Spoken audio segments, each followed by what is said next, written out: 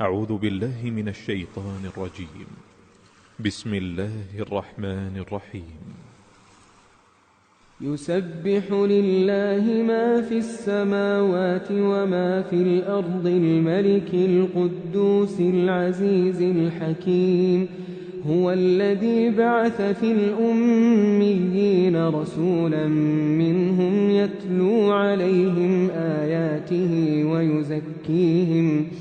ويزكيهم ويعلمهم الكتاب والحكمة وإن كانوا من قبل لفي ضلال مبين.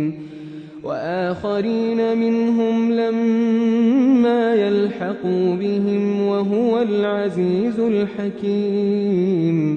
ذلك فضل الله يؤتيه من يشاء والله ذو الفضل العظيم.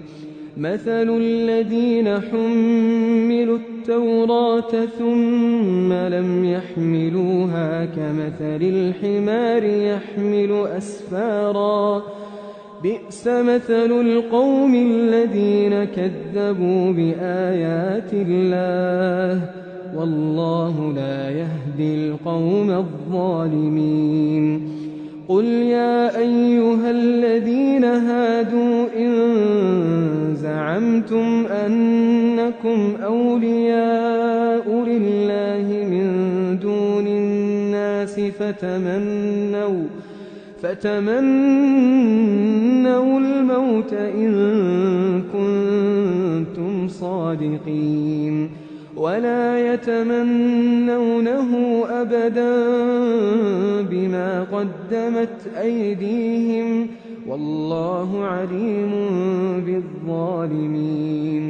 قل إن الموت الذي تفرون منه فإنه ملاقيكم ثم تردون إلى عالم الغيب والشهادة فينبئكم بما كنتم تعملون.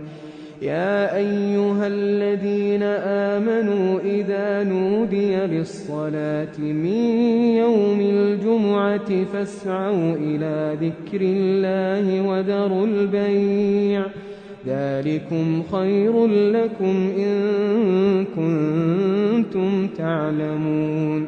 فإذا قضيت الصلاة فانتشروا في الأرض وابتغوا من فضل الله واذكروا الله كثيرا لعلكم تفلحون. وإذا رأوا تجارة أو لهوا انفضوا إليها وتركوك قائما قل ما عند الله خير من اللهو ومن التجارة والله خير الرازقين.